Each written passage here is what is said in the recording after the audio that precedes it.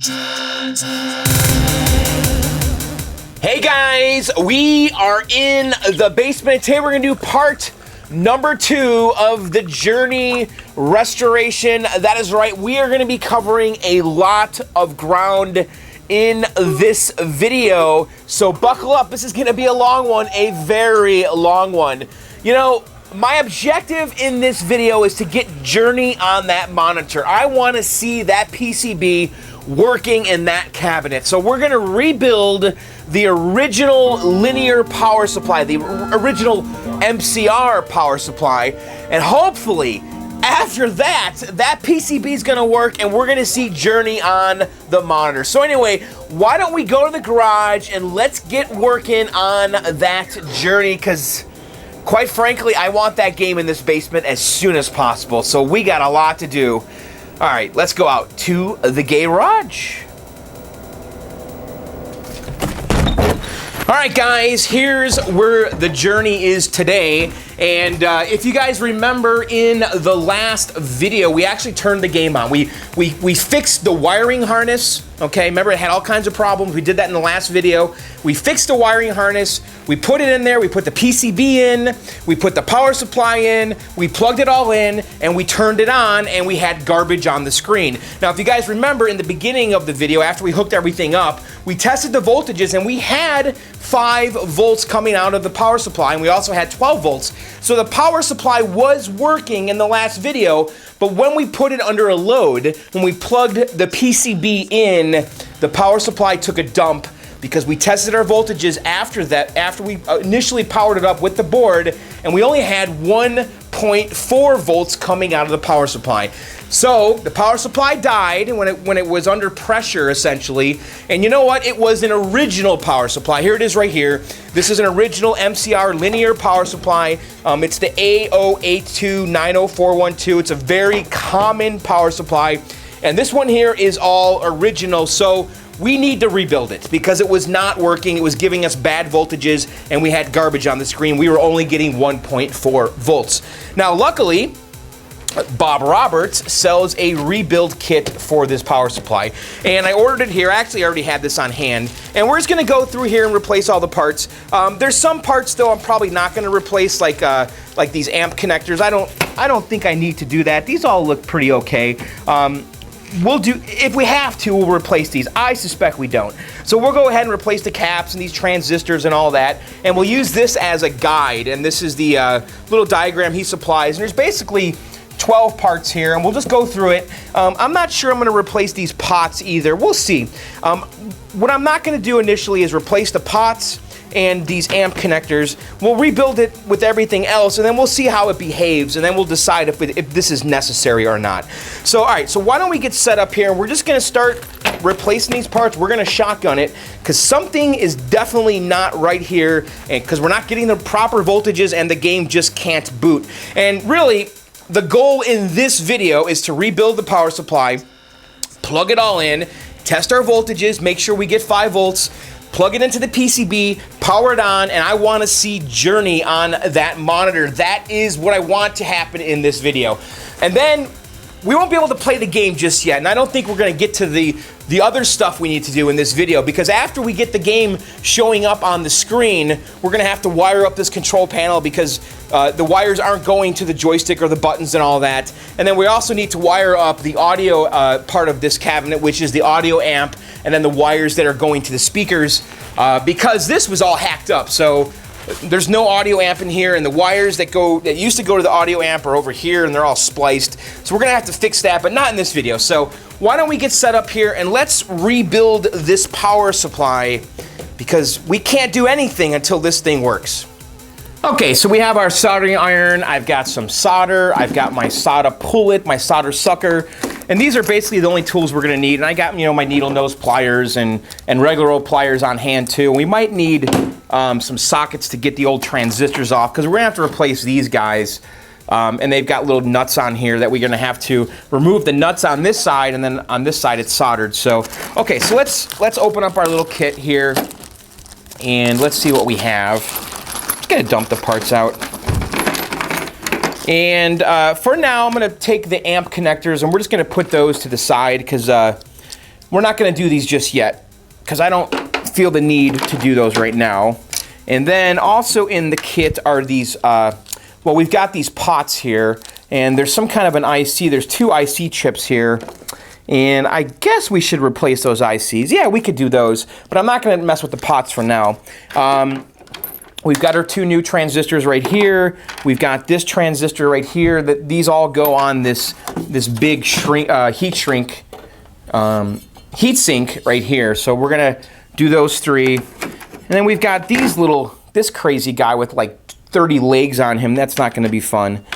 And some caps and some other transistors and stuff here. So, okay, so what I want to do first is I guess we'll start with these. Let's get these over with because these are going to kind of be a bear. And I'm looking around. Where is my socket set? I actually need that. Let me grab that. Okay, I grabbed my socket set here, and we're going to have to remove these little nuts here on both of these transistors. And this is going to be not challenging, but this is going to take a lot of heat to get these parts off because they are pretty much soldered on the bottom. And so we'll see how it goes. So first I'm going to take off these nuts.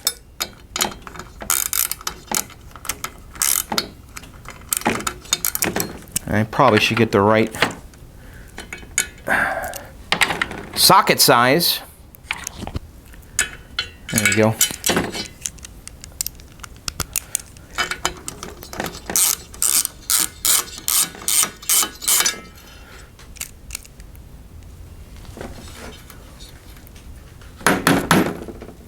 Where did the nut go? Oh, it's right here. Okay, so I'm just removing these nuts.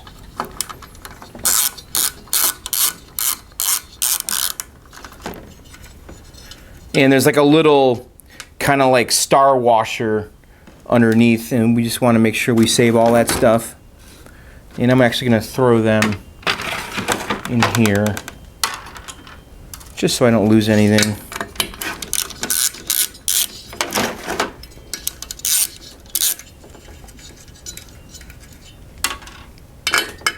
So the screw heads here are actually soldered to the board. So we're going to have to remove all of that solder.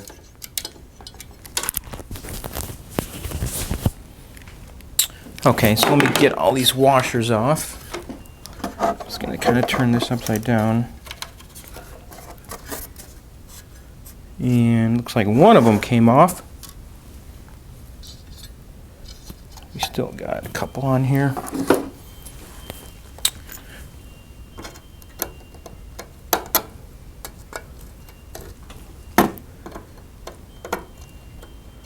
These washers are just kind of gunked on here and they're not falling off. So it looks like this guy is not going to come off, but that one should. Okay. Okay, so let's look at the... oh, actually, one of these screws came off. Was I mistaken? Oh, so this one, these ones here are not soldered on, but this one is. Okay, you see that? So that screw fell out, and then this one here should be able to come out too. So I'll just push it through like so. Okay, so we've got one of each screw out, and then the other two are actually soldered to the board. The screw heads are. So, okay, so you know what? I'm going to need a lot of flux here, I think. Let's try it without. I got all my stuff downstairs, so I've been slowly migrating everything to the garage. So I'm just applying some heat here and adding new solder, and it's going to really help heat this up. Because this is a giant, massive blob of solder on here. And I'm just trying to get all the old solder flowing, and it is. Okay, good. And we've got a screw head underneath here. Okay, so let's go ahead and just suck this up. And this is a massive blob of solder here. Look at that thing. It's like gelatinous. Gelatinous. Of course, my solder pullet's all plugged up. right, let's try it again. Looks like I'm gonna have to clean this thing. So let me show you guys how to clean the solder pullet here. So you just basically twist this thing like so, and then open it up like this. And we'll just kind of look in there to see if we can see daylight, and we can. So it looks like the tip isn't plugged up, and it's really not that bad, huh? Just O-ring in the right spot. Let's see. Let's put it back together and see how it behaves. Oh wow. Okay. Looks like the inside of this is all plugged up. I'm just gonna bang it on the table here and put it back together. Oh man, this thing is plugged up. This is not a good time for my, just kind of trying to get this solder off of here.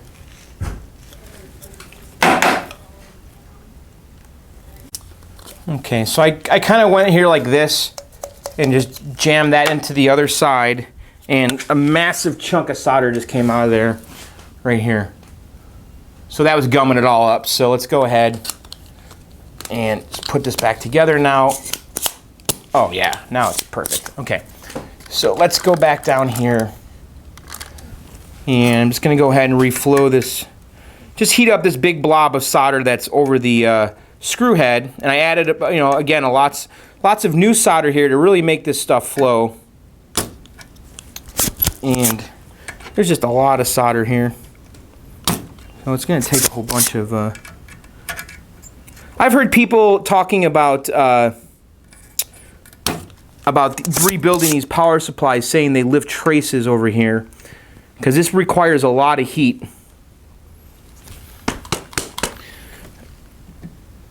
To get the massive amounts of solder off of here. And we'll see how we do. So the screw head is kind of turning there.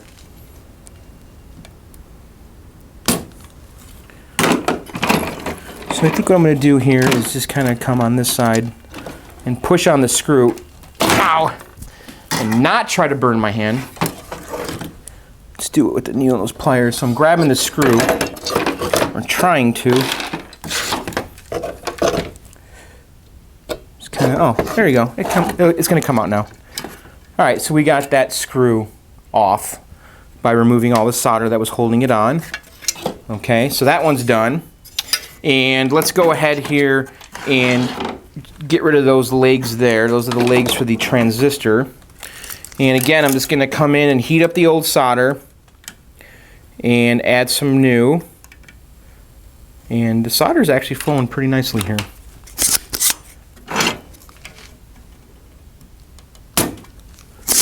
Okay, looks good. And these original legs are all kind of bent over, so we got to bend those back.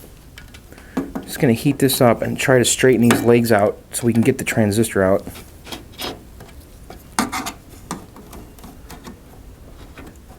Okay, so there's one, and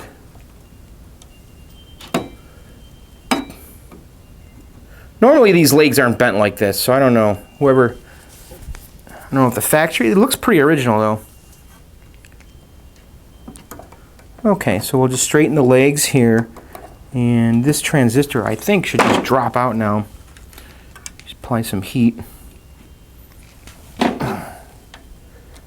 gonna apply some heat and just kind of push on the legs, see if I can get it to fall out.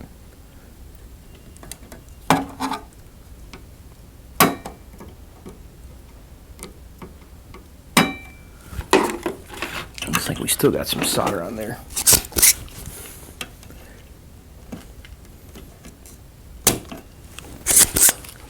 Just don't want to lift that pad, and it's starting to lift.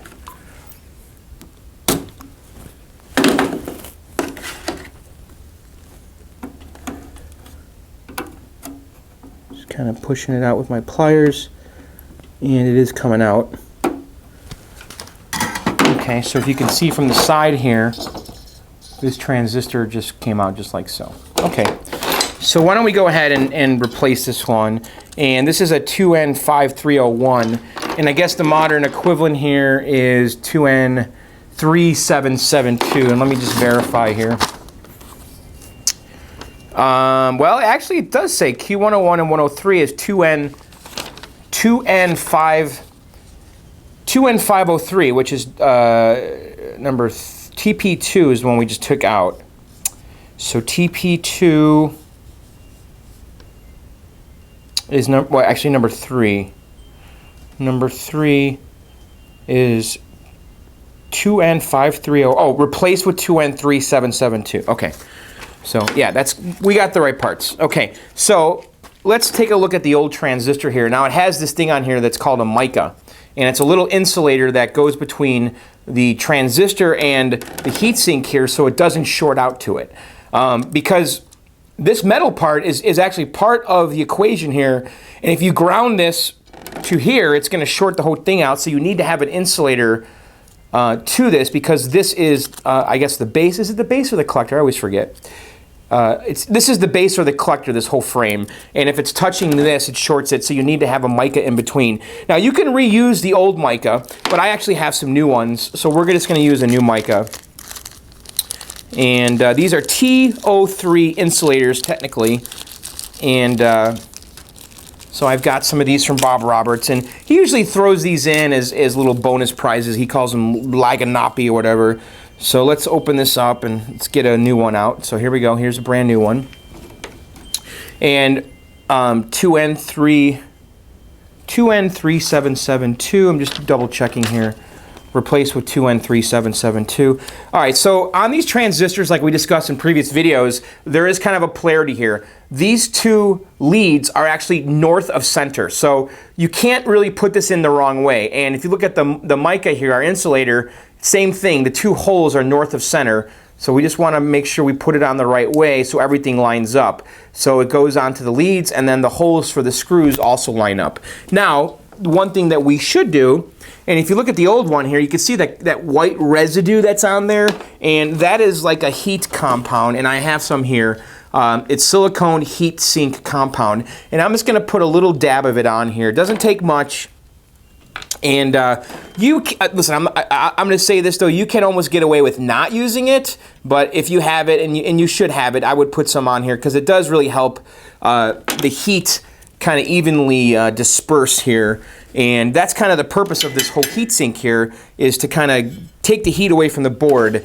And this this compound is going to help it do that easier. So, okay, so now if we look here, again, these holes here are north of center. And so if we look on our back here, and we want to take the holes north of center and just kind of put it in there so it lines up with the holes for the transistor leads, and then the holes for the screw holes there. So we put it in correctly, and if we come on this side, we can see our legs are sticking out, okay? So the first thing I'm going to do though is I'm going to put that one screw back in right here, the one that doesn't get soldered. So let me grab that. So I got the screw, and then the little washer thing, like so. And I'm going to go ahead and just stick that on the board. Actually, this goes from the other side. I'm doing it backwards. So let me turn the board over. Okay, so this goes in here like so. Damn it, I'm doing it completely wrong. This side does not get the washer, it's the other side. Okay, so we're going to drop that through there. Okay. And then I'm going to take my washer. Ah, fuck, I just dropped it. Okay, take our little star washer, drop it on there, take our nut, and for now I'm just going to kind of hand tighten it. It wants to spin on the other side.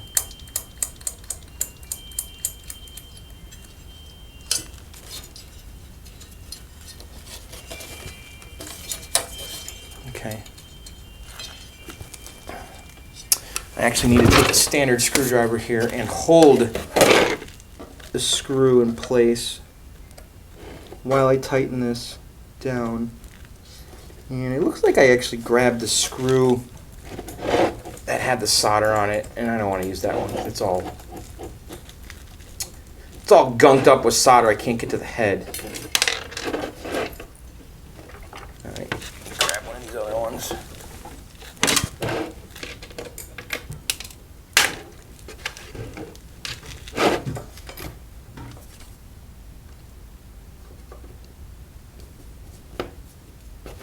Okay.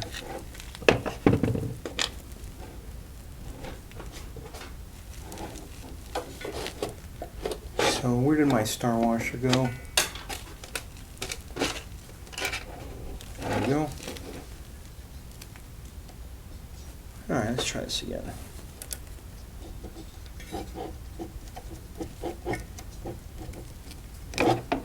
Okay. So I'm just tightening it from the other side with the screwdriver. Okay, so we got that. And by the way, there is like a little plastic insulator in here I'm seeing. So this screw actually had the insulator when I stuck it in. So just be aware of that, the plastic insulator on this transistor is still in the board. When I removed this screw, the insulator fell out. And this is the screw I grabbed that had the insulator on it, and that's one I just put in there. So that's actually the right way to do it. So again, on the one that's not soldered, there's a plastic insulator on the screw. Okay, so we've got one half of it now secure here. So let's go ahead and get, here's our screw that was soldered to the board, and we're going to come in on this side and just kind of try to get this through.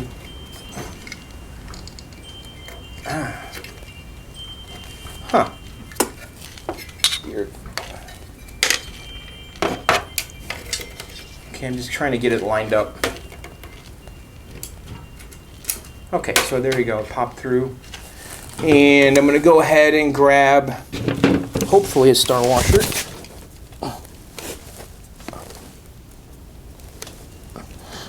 I suppose if you didn't use the star washer, it's not the end of the world. Okay, so I got my star washer here. There's probably a more technical term for this little lock washer. Maybe that's it, lock washer. We'll just call it star washer. Okay, so just coming in here. Come on this side and just tighten this guy up.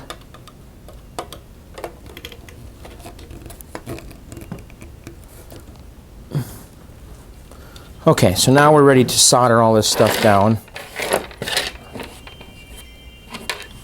So that wasn't too bad, really. Just want to make sure we're nice and tight on these.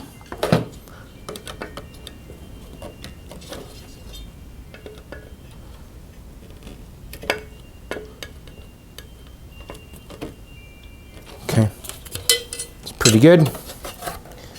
Okay, so now we need to apply gobs of solder to that screw head and then to these legs. Not necessarily gobs on the legs, though. Okay, so let's heat up this screw head. Let's get the solder flowing on it, just like how it was originally.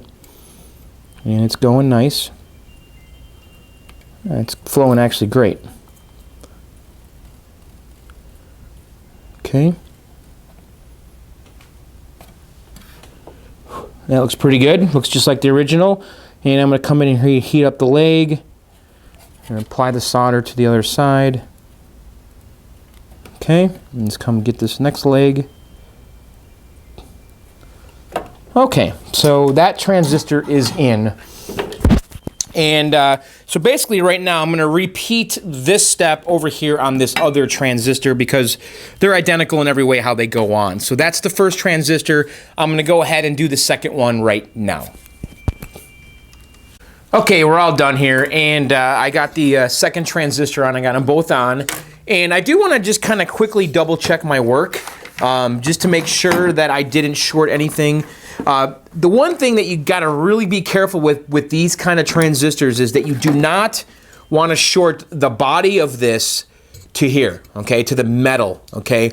Because these transistors typically always are installed in some kind of a piece of metal, like on a 6100 monitor, these go through the frame. On this board, they go through this, this heat sink, and you do not want to short the legs of this transistor to this heat sink because it'll cause all kinds of problems. So one way to check it would be to take your multimeter, okay, and put it on continuity beep, okay?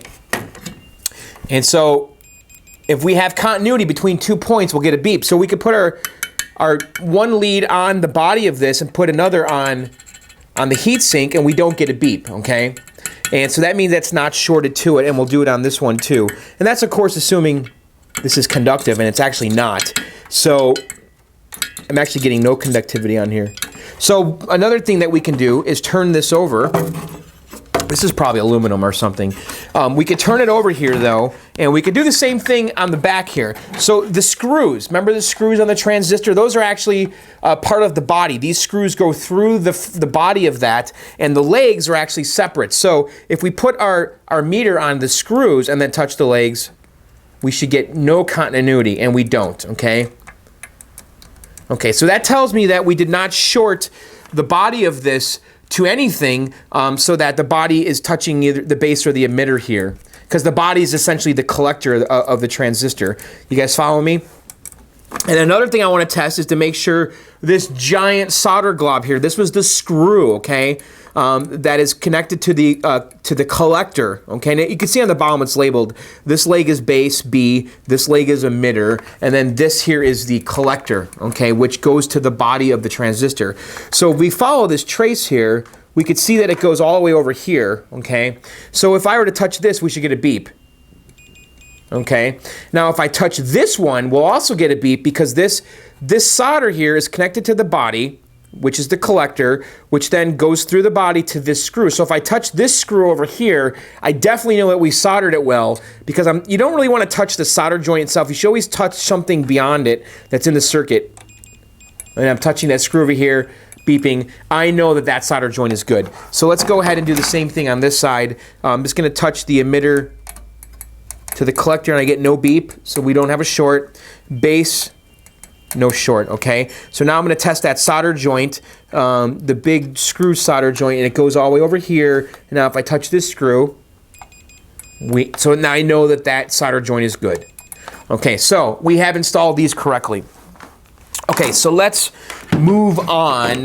The next thing I want to do is this transistor right here, okay, which is this little three-legged guy. Let's double check our part number. This is a 2N6292. What's in here right now is a tip 31. So if we look at our guide here, number 2 is a tip 31. Okay, that's interesting. So did I just grab the wrong transistor here? Just make sure. That's the problem with some of these kits, is that they get modern replacements for these transistors, and when they do that, the numbers don't necessarily match what's on the board, and they don't match what's in the kit, and you kind of got to guess here. So tip 31, and let's look at this again, and this is a 2N6292. Huh, all right. So let's see if that appears anywhere else. 2N4401, 2N.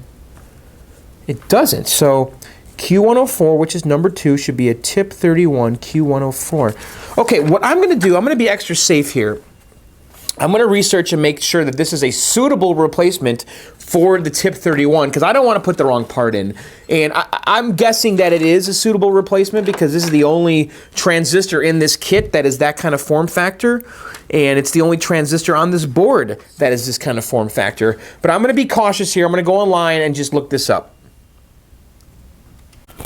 Okay, I just went on Google here, and I Googled this. This is I actually read it wrong before. It's a 2N6292 transistor, and I found a thread on Clov, KLOV.com, talking about this. And yes, this is a suitable replacement for the tip 31, and this is what Bob is including in his kits. So his documentation says tip 31. The power supply has a tip 31, but he includes a 2N6292, and this is the suitable part for this application here. It's a modern replacement or something. So, okay, so we've got a transistor here that's got legs that are kind of bent in, and then they come through the other side. We've got 3 legs, and they're labeled base, collector, and emitter. And, oops. And so basically, I just need to put it on the same exact way, which isn't too hard to screw up. So let's go on this side here, and we also have a screw that's holding it in.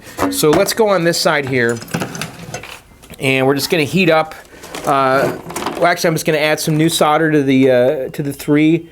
You know, transistors have 3 legs, so I'm just going to add some solder to all 3 of them. Just heating up the old solder, adding new solder, and it just, again, I do this all the time. This is by far the best way to desolder, because if you add some new solder to that old solder, that old solder will really flow and really come off with the solder pullet. Okay, so we've got that. All right, so now let's come on this side, and let's take a look at what's going on here. So we've got a screw. Excuse me. So I'm going to get my little socket set here, and I don't think I'm going to be able to get on there. It's really tight. So let's go on this side. Oh, so we have a screw head. Okay. So I'm just going to come in here and hopefully unscrew this. Yep, no problem.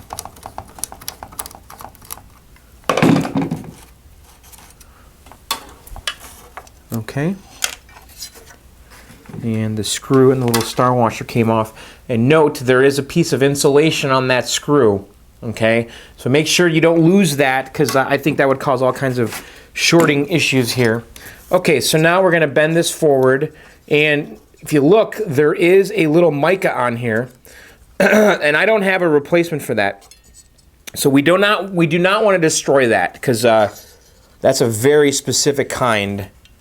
And looks like it's going through the legs.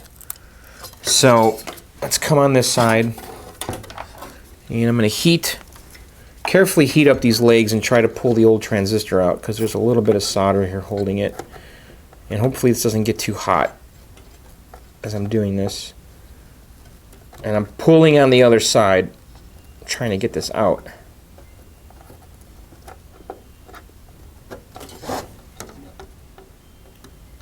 This is a little tricky.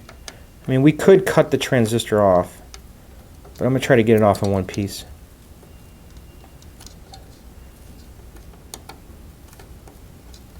It's coming off. Okay. So we got it off. Okay, so here's the original one, okay? And it was in here like so. And this mica is really kind of fragile here, so we're going to try to reuse this. So let's put this in first. It's going to go in like so. And I'm basically just duplicating how it was in there, putting it in the same way I took it out, okay? And then this is going to bend back, and then we're going to put a screw in there. Okay, it's going to go like that. So let's reuse this mica, because Bob didn't include a new one here, so we need to be careful that we don't short. And I put a little bit of that heat compound on this. So I'm going to come in here and try to just line this up, and then drop our, well, the screw's got to come from the other side. Okay. Come in here with my screw and try to get it through the mica, which I did, and then through the transistor. Okay, just like so. And then I'm going to grab my washer and my nut, and I'm going to tighten this down first before we solder it, because I really want to make sure I got that insulator in there before I solder. And I'm just hand tightening this right now, and then I'm going to come on the other side and screw it down.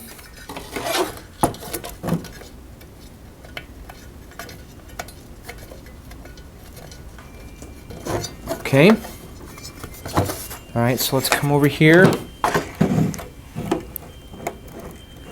Just going to tighten that guy in before we solder him. Okay. Double check our work. The insulator looks like it's in a great spot. Okay. And let's go ahead now and solder our 3 little legs here.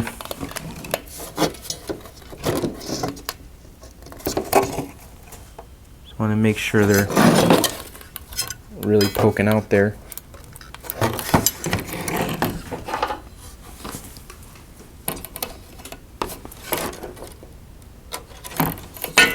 Just gonna come in here, just push them down a little bit. Make sure the legs do not touch the heatsink though, because that would be disastrous. Okay, so they're really poking out, and I'm just gonna pull them back a little bit.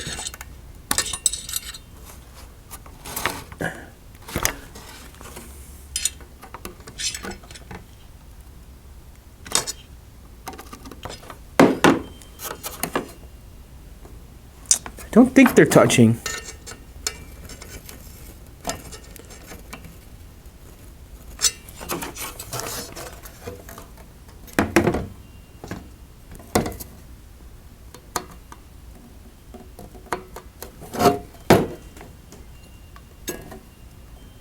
Just kind of pushing them back a little bit. I probably should have bent the legs first, but I could see that they're away from the heatsink. Because you can see there's a hole there. There's a hole that the legs go through, and basically you bend them to go through the hole, and then you screw the heat sink of the transistor here. But you do not want these legs to touch this aluminum heat sink, and so I'm just being a little cautious here.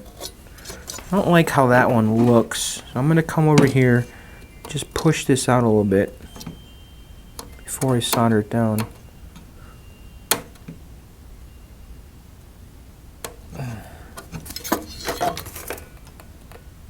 Okay, that's good. I can definitely see that there's space in between. Okay. And just being really cautious because I don't want to screw this up. Okay. Push this in just a hair. Okay. Just trying to get enough meat on the bottom here to solder.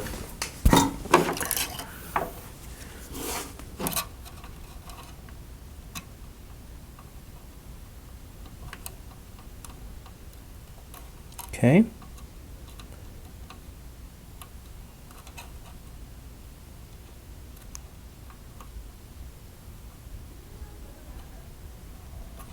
Okay. And I'm making sure I don't bridge the solder between the legs, between the base, the collector, and the emitter. And you could double check your work here. Put this on continuity beep. And I'm just going to take this and just... These two are not touching. Good. And these two are not touching. Okay, that's good. And I do want to make sure that we didn't short...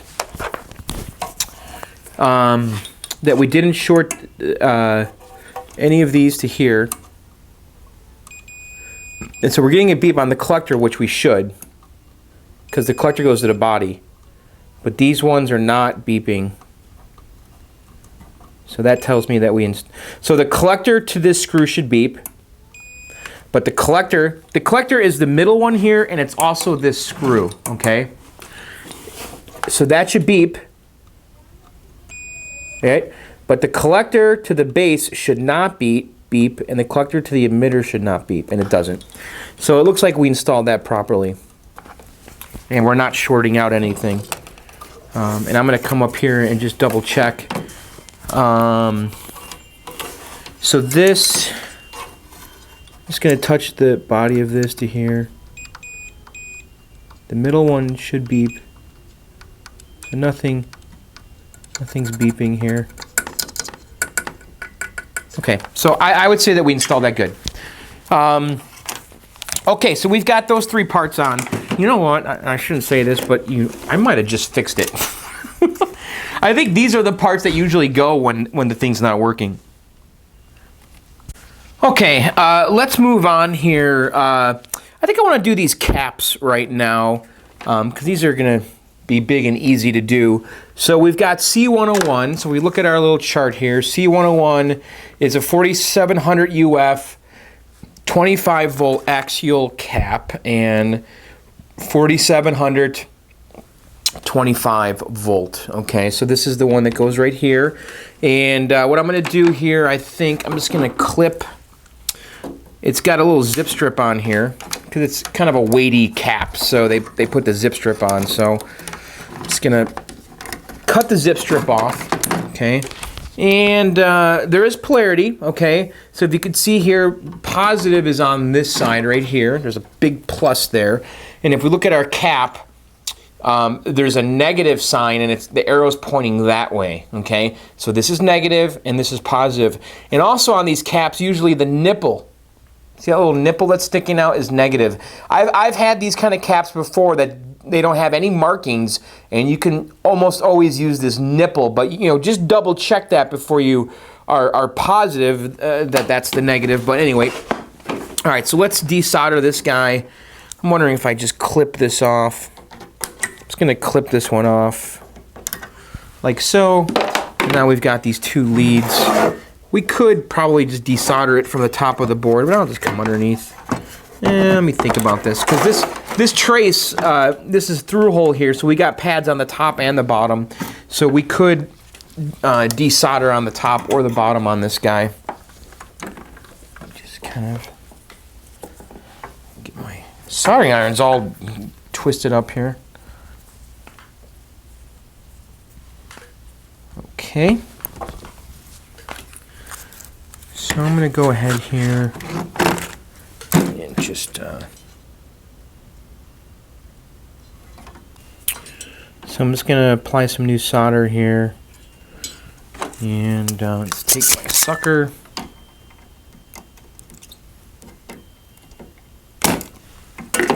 That thing just wants to fall right out. There we go. Yeah, I'll do it on this side here.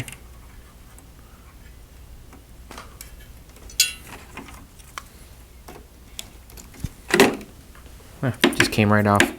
Alright, so let's go in here and just kind of get all this solder off.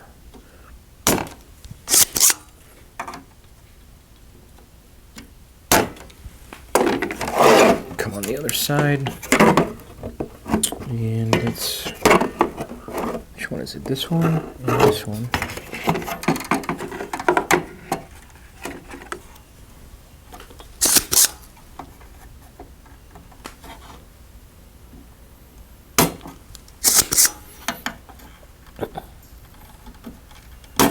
This isn't hard, you know, all this stuff is time consuming. It's just part after part after part. Okay, so we have cleared the solder out of those holes. Looks good.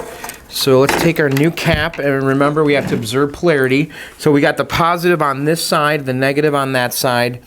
And again, negative is pointing that way, so we're going to go ahead and just put this guy in here like so. Okay. And I usually bend the legs back. I know you're really not supposed to do that, but whatever.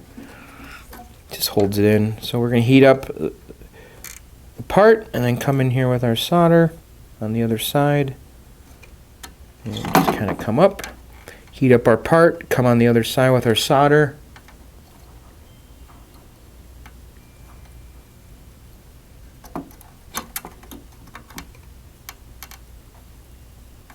Okay. And we'll just double check our work, and the solder came out on the other side, which it should. Okay, so we can go ahead and clip this dude back. I don't like how that looks on this side. The solder was like being sucked to the other side. Just want a little bit more on this side. That looks better. Okay.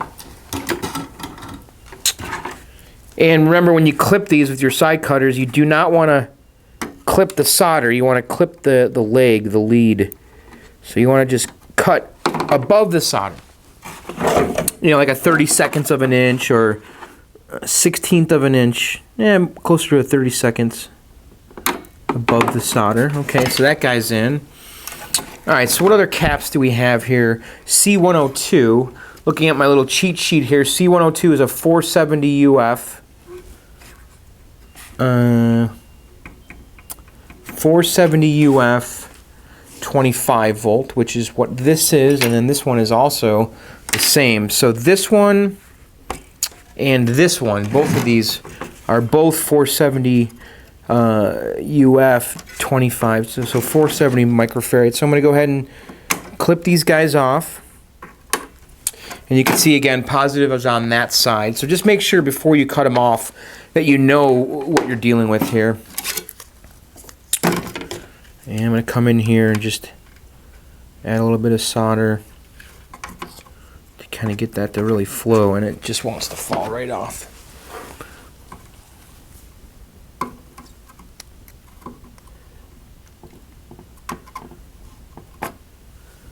Okay, let's get the other one. Add some fresh solder.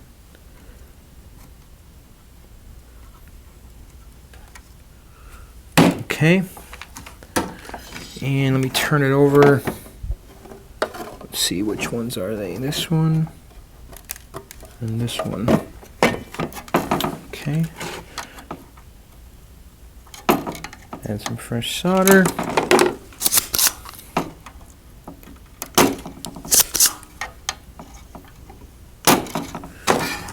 Okay, and see if we see daylight through it, and we don't. This one right here's got some solder on the top. Okay, that looks good. So let's take our new cap, and positive again's on this side, and let's take a look at our lead. So negative is on that side with the arrows pointing that way. Okay.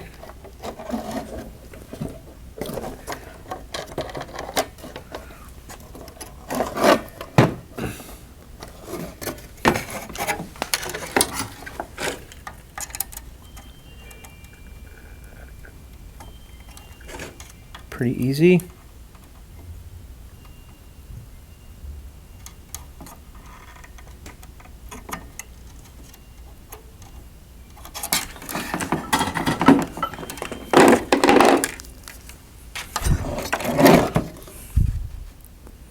Okay, that looks good.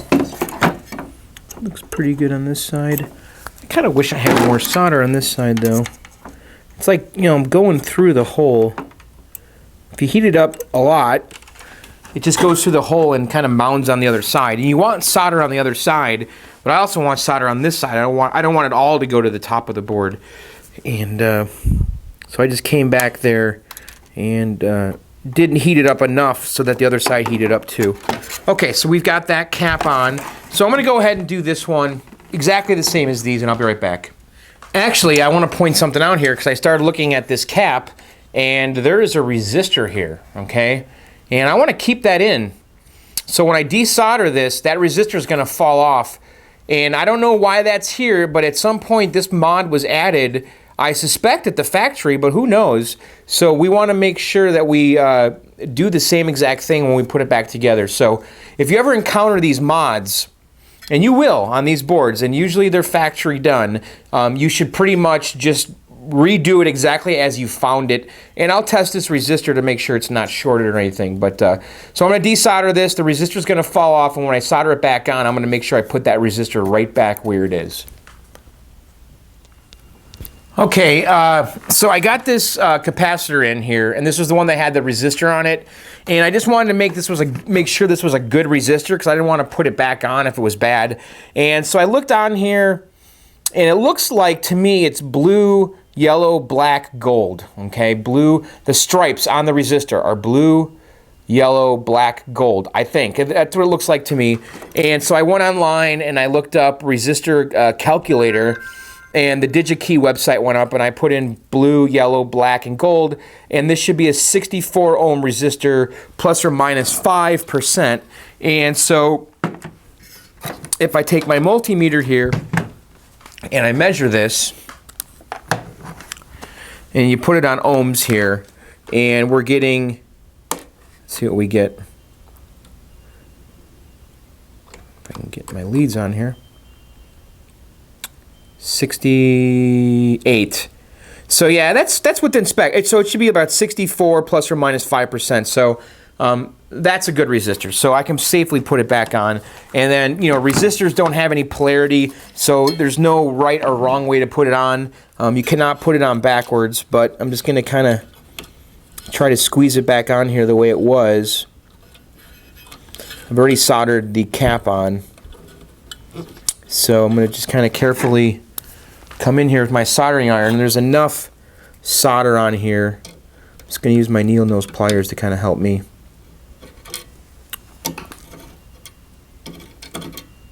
I think. Okay, here we go. Oh, come on.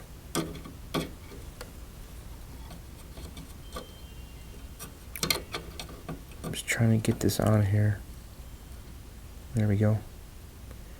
Hold. Okay, that's on. Make sure that's on. Okay, it's on pretty good. And we got to come over here and do the same thing on this side.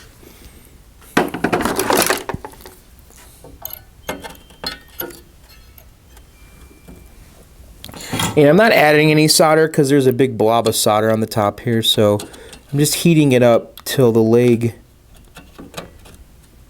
of the resistor kind of goes into the melted solder.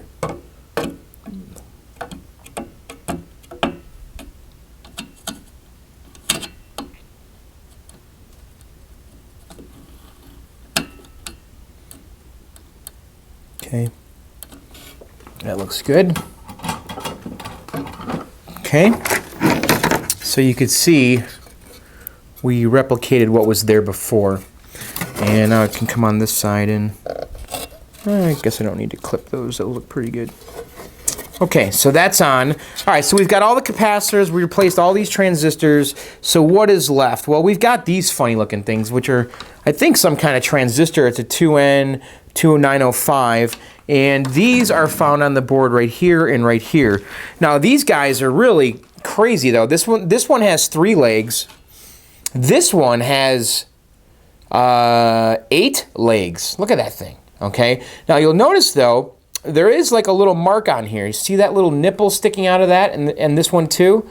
So that kind of shows you how to orient it on the board, those little nipples there. And if you look on the board also has nipples right there. There's a nipple that's silkscreen in the artwork. You can see that. And over here. So this shows you where that little nipple is supposed to be in relation to how it goes on the board when you're soldering it. So what I'm going to do, I think I'm going to cut these off. I'm actually tempted right now to just throw this in the game and see what happens, because we've replaced, I think, maybe the crucial parts, but who knows? These transistors could be bad too. So I'm going to go ahead and I'm just going to take my side cutters and we're going to cut these guys off. And these guys are going to suck though, because we got 8 leads to deal with.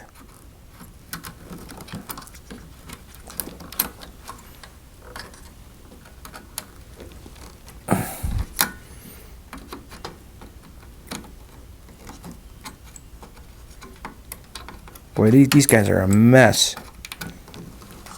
I remember doing this before on an MCR board, and not fun. All right, so we cut the part off, and now I'm going to come in. I'm just going to throw some solder on all these, and then we're going to try to pull them out from the top with our needle nose pliers.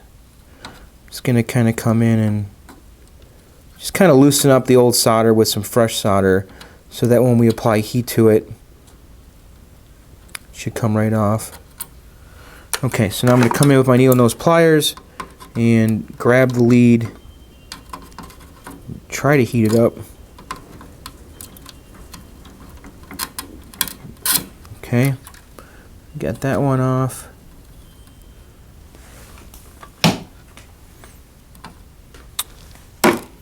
Soldered the thing to my pliers. These things are actually just coming off by with the soldering iron alone.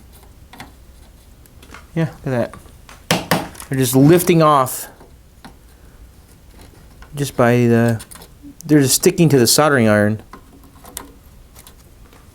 Okay.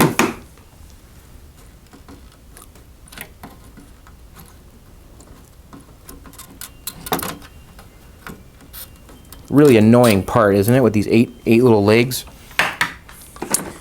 Okay, I got one left here. See if we can lift it off with the iron, and we did.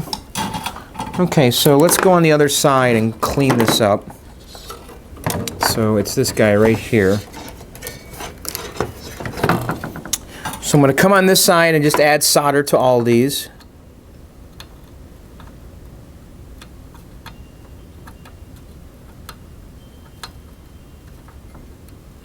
And now I'm going to come in with my solder sucker, my solder pullet, just clean all these out.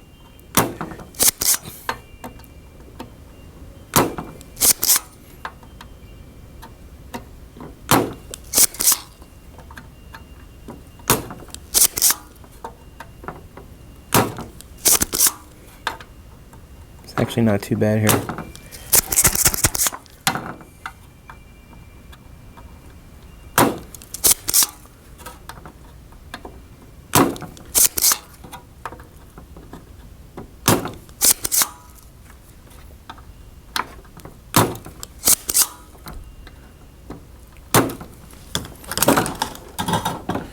Okay, so let's inspect our work. I see daylight through all 8 of those. Okay, so that was a success.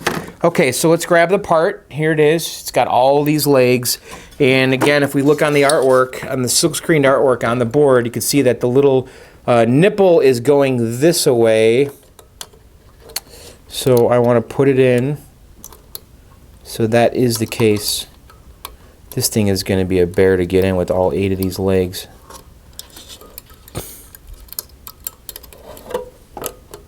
And when I opened these, when I removed them from the package, they were just all mangled. I had to straighten them out. Oh man, this is super annoying. Let's just get the first one in. 2, 3, 4. God, this is annoying. Get in.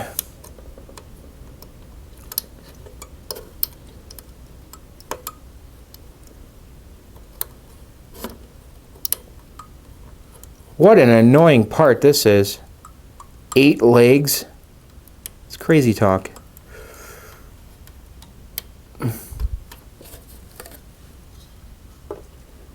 I got all 8 in. Let's look on this side and make sure there's a leg coming out of every hole. And there is. Okay. Let's double check on this side that our little nipple is lined up with the artwork, and it is. So we're ready to solder this down. What I'm going to do though is I want to tack this down. I'm just going to throw a little solder on the tip of my soldering iron here. Okay, and I'm just going to come from the top, and I'm going to kind of just tack in a couple of these legs so I can safely turn this upside down without the part falling out. Okay. Okay, so now I can turn this over, and now we can solder normally from the bottom. So that wasn't too bad, really. All right, so let's go in here.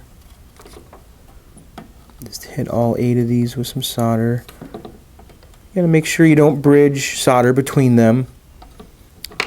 Doesn't look like it would be too easy to do, honestly.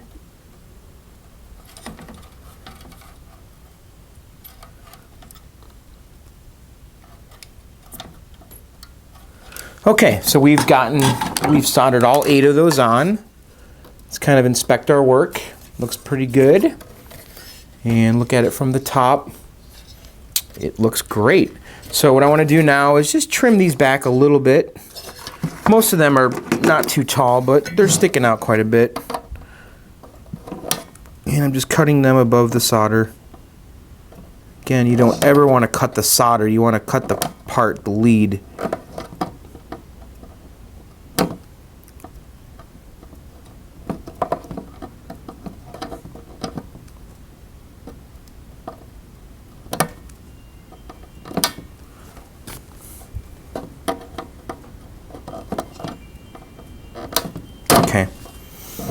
right, so we trimmed all 8 of those back. So I'm going to go ahead and do the next, actually this one right here, and I'll be right back.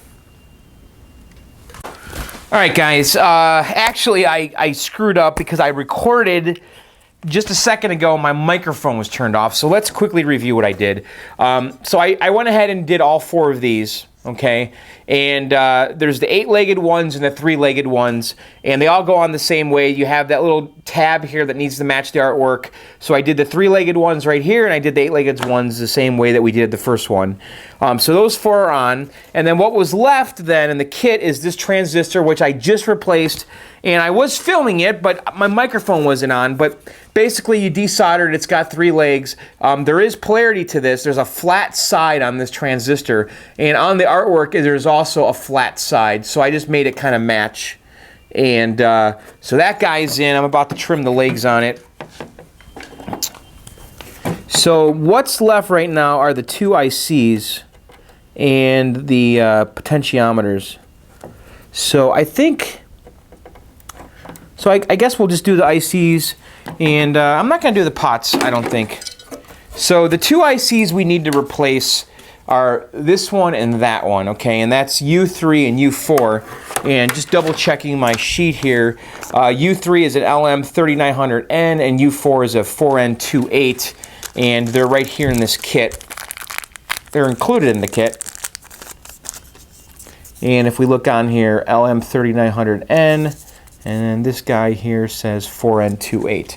So here's the 2 ICs that we need, and they're going to go right there. Now, with ICs, the best way to handle these is to cut them off, and then just like we did the transistors here, you want to cut these parts off, and basically we're going to come in with our side cutters and just kind of come in there kind of sideways and just grab the tops of the legs. I really should get my better side cutters. These ones suck. And I'm just coming in and cutting these off. Okay. So I got half of it off. You know, this kit might be a little overboard. I'm not sure. I mean, I don't know how likely these parts are bad. And quite frankly, without a logic probe, I don't know how to test them. But we might as well just replace them since we got everything out. And by the way, the notch here is on this side. So just remember, if you look at the chip, there's a little dimple right there. Okay, that's the orientation of the chip. That's like, you know, the 1 pin's probably here or here. And on the board, it shows you that the little cutout, the notch is on this side. And you can see this chip's the same way. The notch is right here. So just remember, the notches are on the left, but it's also silk screened on the board. All right, so let's go ahead and cut this guy off too. This one's a little more involved because it's got like 1, 2, 3, 4. It's got like 14 legs, so we're gonna cut 14 of these guys off. And you want to be careful when you do this that you don't cut the traces. I'm just kind of trying to get in there and grab a hold of it and cut it. I really should go get my better side cutters. These ones suck. Oh, here they are. Ah, these are the good ones.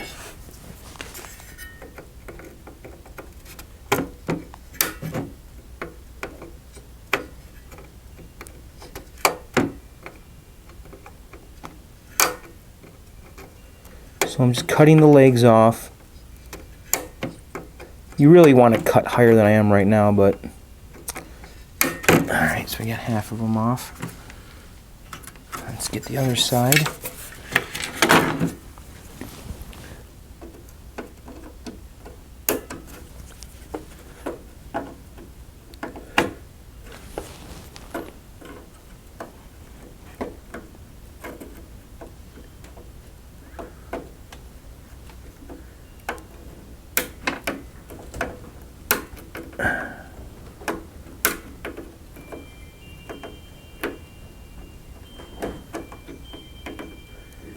Just cutting these guys off here.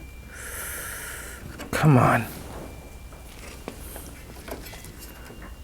It's kind of a cool night out here. I'm in the garage and there's like a big ass storm coming. You can just feel it, but the weather is awesome. It's like in the 60s. I can hear the bugs making noise out there. Okay, so that chip is off. So now I want to come in here and I'm just going to throw solder all over this. And we're going to get the old legs off.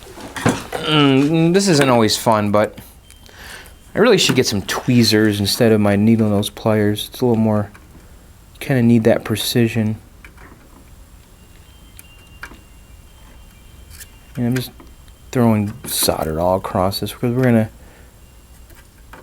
hopefully see the legs are kind of coming out already.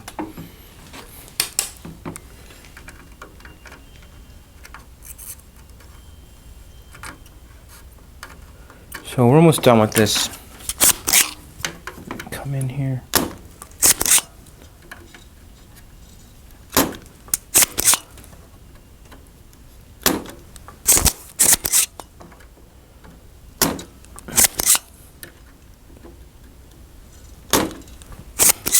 It's actually cleaning up pretty nice here. The solder sucker is actually sucking up the legs too,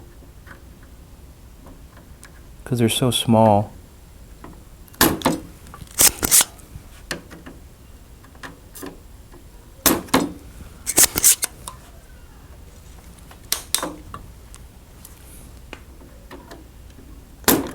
Okay, so that side is done.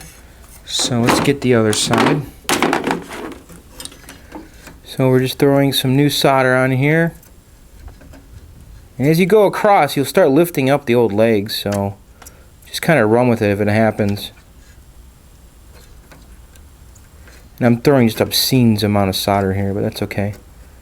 And these legs are just coming right out with it. Okay.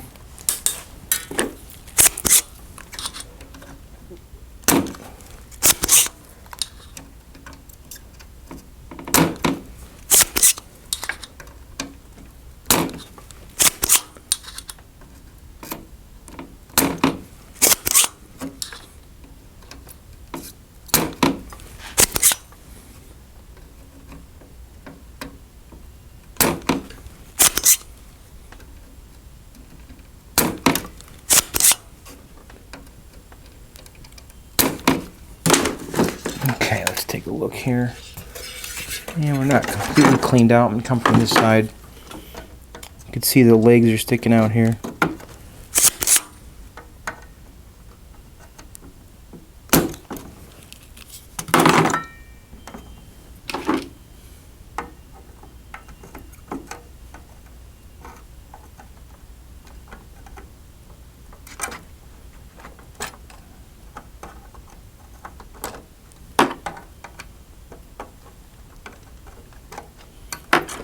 Just come in with my side cutters and grabbing the old legs.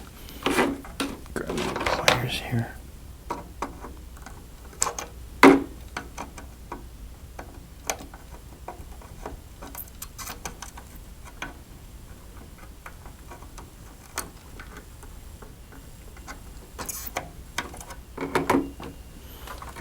There's a couple legs that just want to stay on there. Just gotta heat them up and they'll fall out.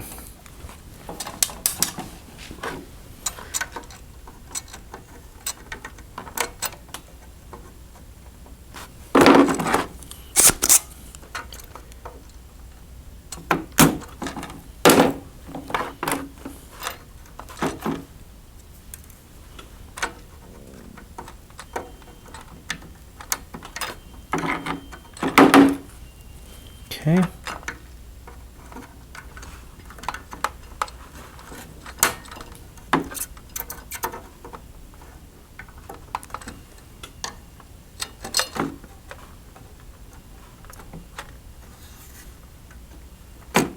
Okay, we got it out there.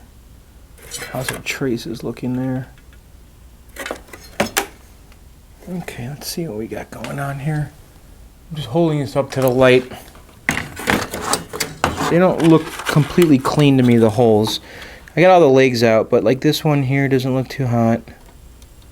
So I'm just going to go ahead and throw some more solder on here.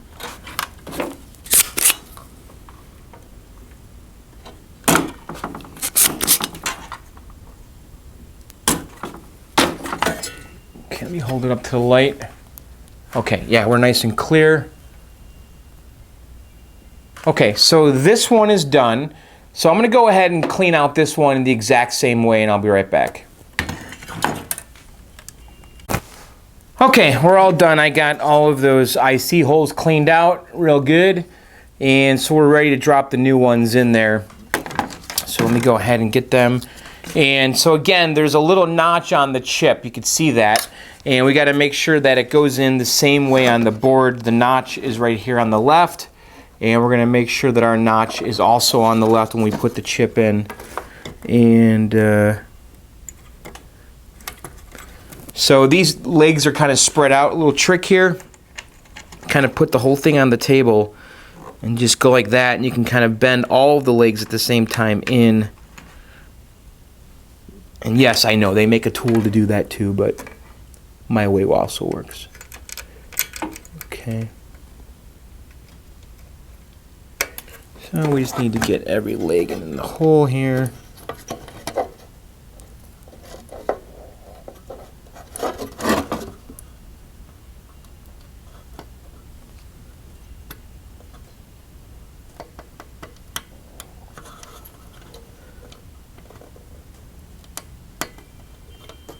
Okay, so that guy's in there. That looks good. So I'm going to go ahead and solder that while I can. See if it'll just stay, and it will. So you don't want to use a lot of solder on these because these are really tiny traces. So I'm going to come over here and just grab one of them and just kind of tack in the corner. And then come over here and tack in that corner. Okay. And we'll just go through and do every leg. Really don't want to use a lot of solder on these because these are really small traces here.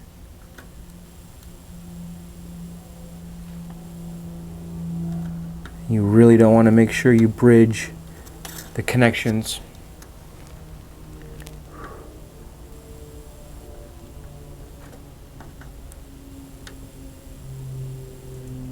And I suppose it's possible maybe to overheat these parts too and destroy them. So you do want to go relatively quick on these types of chips.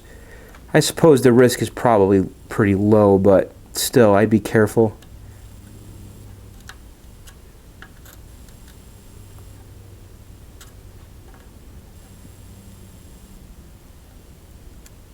Okay. All right, so let's inspect our work here. And that looks pretty good. That looks pretty good in there. So we got that on. Let's just kind of see how it looks from the top. You can see the solder came through the top, which it's supposed to. This one here looks a little suspect. It's hard to tell. Yeah, I think that was pretty good. This one, the third one from the right, I don't like how it looks on the top. Just come in here and just throw a little bit more solder out. That looks a lot better. This one too. You can kind of see like a gap between the leg and the trace because there are traces on the top here. So we got to make sure that our solder looks good on the top and the bottom because on this board, it's grabbing the legs from the top and the bottom on these traces. So that all looks pretty good. I'm just really inspecting my work just because those traces are so tiny. So like this one here, this second one, I'm just going to take my multimeter and just, I think that looks pretty good. It goes over here. Yeah, it's good. Okay. All right, so that one's in. And now we have to do the next one, which is U4, which is this little guy. Again, there's a little dot here, okay?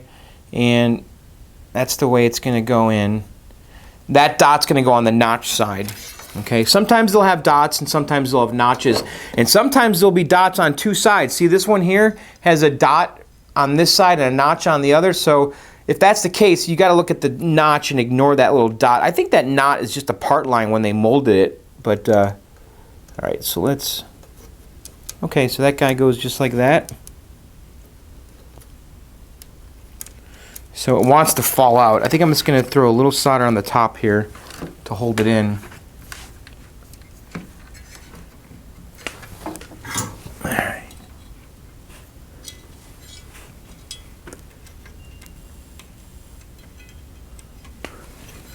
Just going to kind of tack it from the top.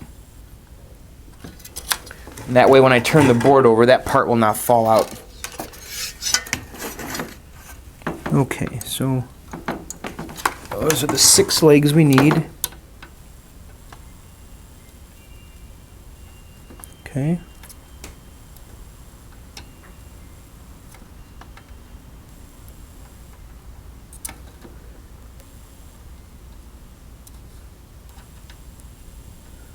So we're just about done here.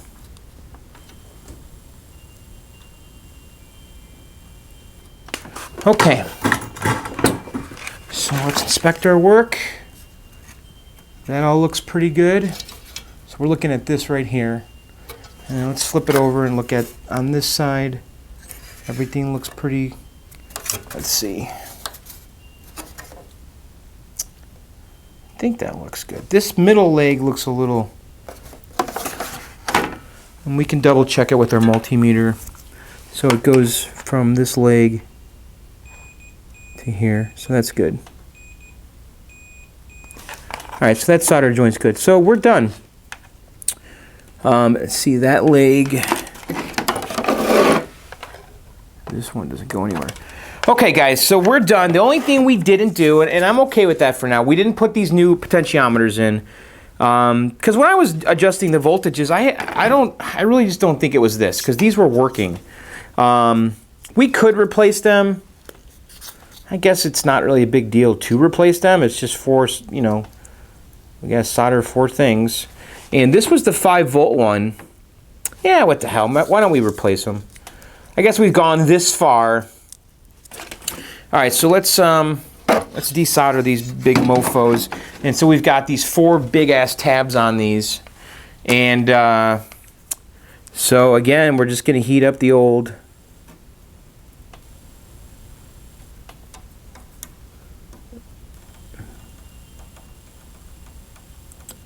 Heat up the old, add new, and then desolder with our solder pullet.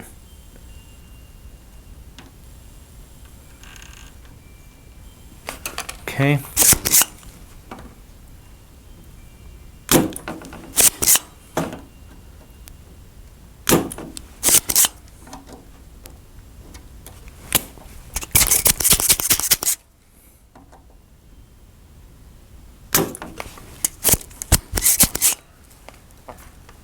I have read about people saying that these pots were their problem. So I guess it would be foolish not to do this since we've gone this far. What the heck? What's 4 more solder joints?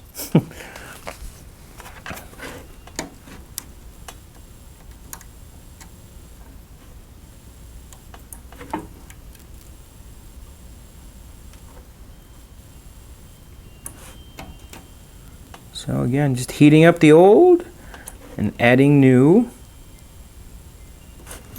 And I'm just doing both of them at the same time here.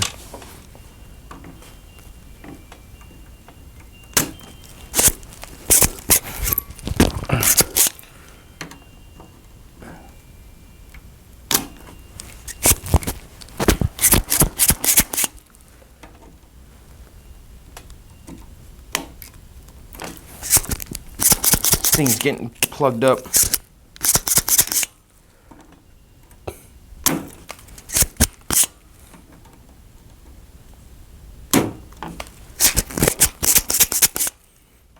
A lot of solder on these.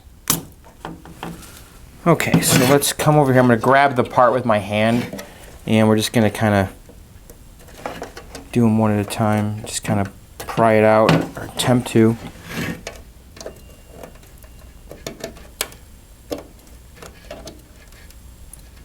Ow, ow, ow, ow, ow. Getting hot, getting hot.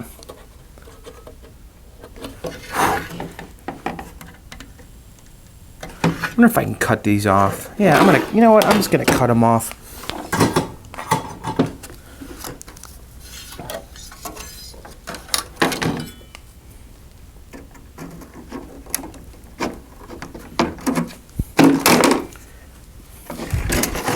This will probably make my life a lot easier.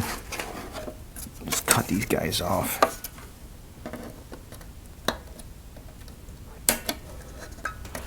And really, you know, on parts like this, just cut them off. Don't do what I was just trying to do. Heat up all 4 of the legs at the same time so the damn thing will fall off.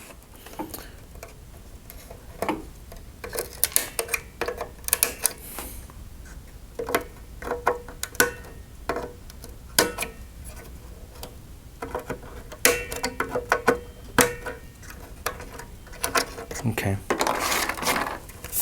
So let's come in from the top here.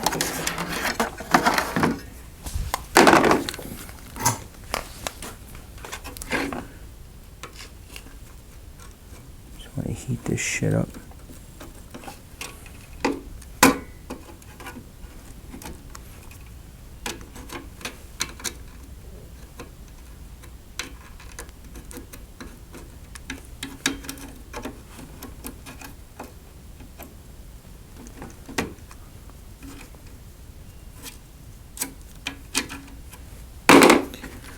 Put some new solder on here.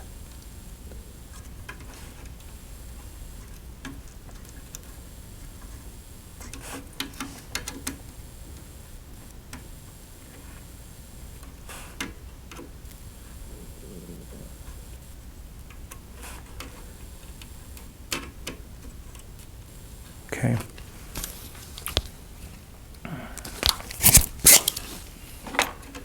So come in here and just grab all these old legs that we left in after we cut it. Alright, so now let's see what's going on the bottom.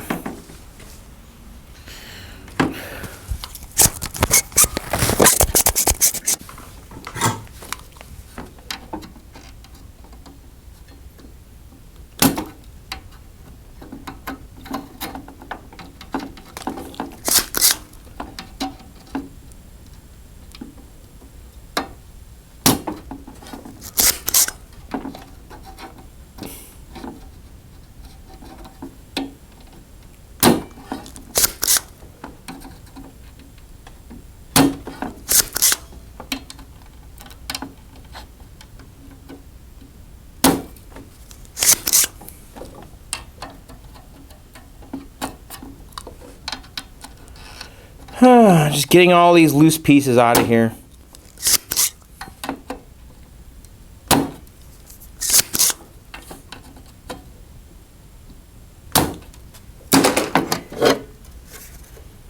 Okay, so just trying to take a look here.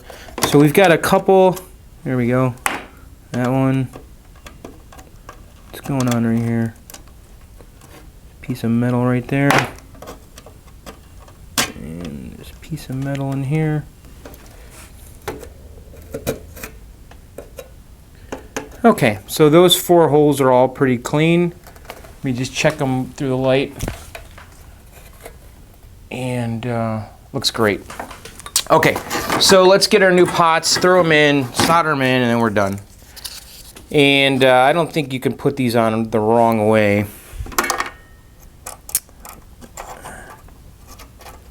No, they only go on one way.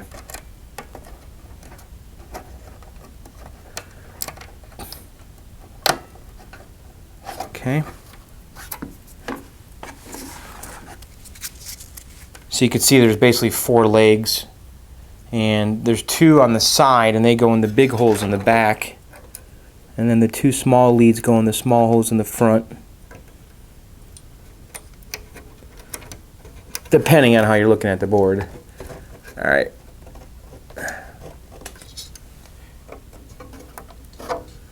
Let's kind of check it out from this side. Looks pretty good. Okay, so I think I'm going to come in here, just kind of tack them in real quick so I can turn the board over without them falling out. It's a big area on this side. Okay.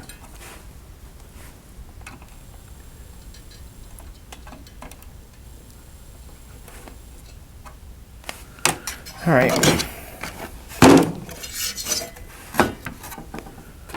So we just come in here.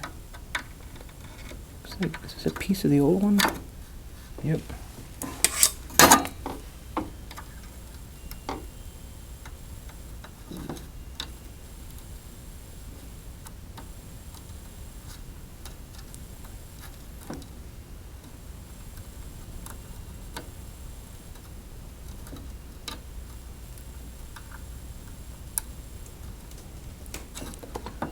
Okay, get this guy.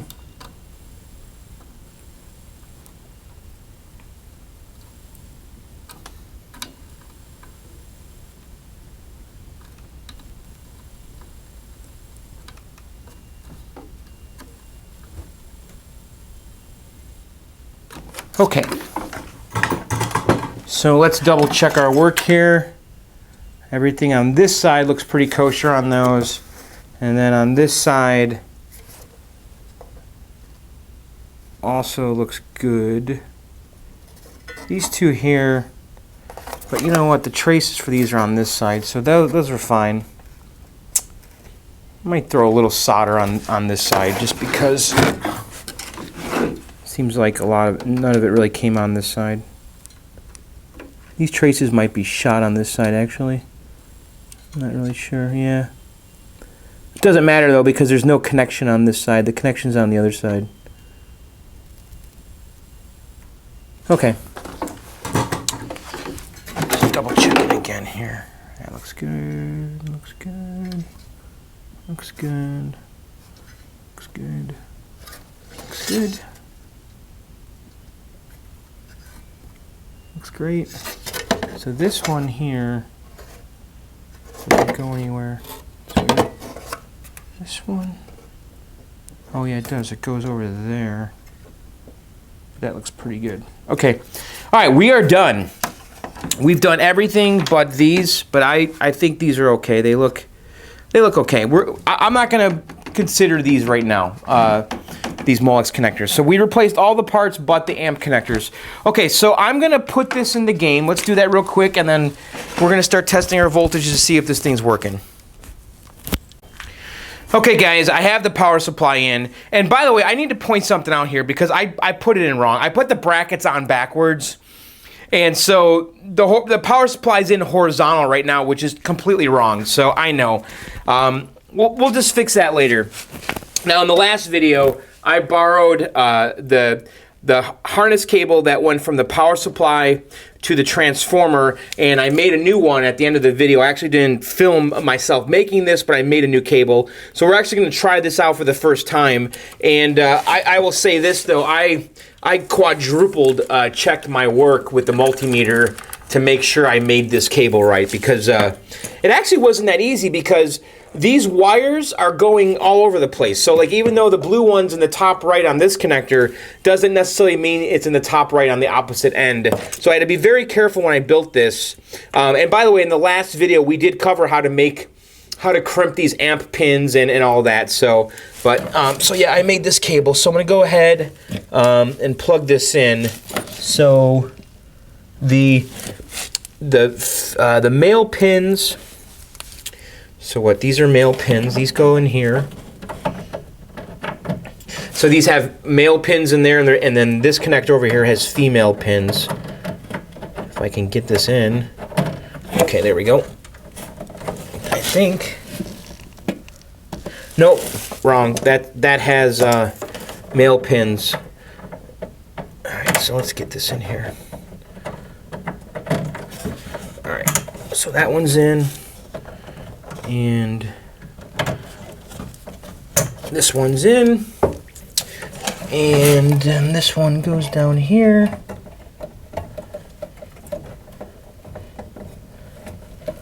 like so, and then this one goes in next to it.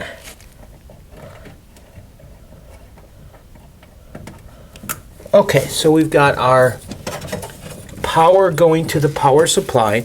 Okay, so right now I have this cable disconnected from the PCB. This is the cable that gives the PCB power. I don't want that plugged in. It's unplugged right now. So right now, if we look at the power supply, we have power coming in right here, okay, to the power supply, and then this is power going out, which then ultimately goes to this and the coin door and all that. But this is the one I'm concerned about because this is what goes to the PCB. So we're gonna turn on the game right now, but the PCB is not gonna get power because I have this disconnected. So I want to check my voltages because we're gonna have to adjust those potentiometers because we got brand new ones in there. And the new pots require a small screwdriver too, which I need to get. Let me get a small screwdriver and I'll be right back. Okay, I actually went and got my little TV adjustment tool. It's actually not a Phillips head, it's like a little flat head that these potentiometers are, and this fits in here perfectly to adjust the voltages. Okay, so what I'm going to do right now is I'm going to plug the cabinet in. And let me grab my multimeter. I'm just going to plug it in here real quick. Okay, so the cabinet's plugged in. It hasn't turned on yet because I need to turn the interlock switch on, which is that switch that gets closed when the back door's on, which is off right now. So let me open it up. Okay. Nothing's catching on fire here. The game is on right now. The power's on. So I'm going to take my multimeter. I'm going to put it on DC volts. Okay, and we're just going to kind of see if I can put it somewhere so you guys can see it. Right there. Okay, so if I remember right, the yellow is ground and the red is 5 volts. So I'm going to take my my little probe here and put it on the silver part here, and then let's come over here and grab 5 volts. Come on, give me 5 volts, please. Oh shit, I got nothing. Am I grabbing ground? No, I'm not. Let's try this one. This better frickin' work.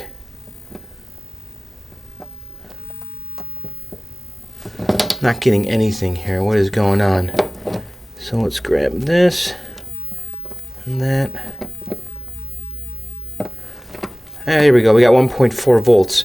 That's what we were getting before. So let's go ahead and adjust this potentiometer. Come on. Same damn thing. What the fuck?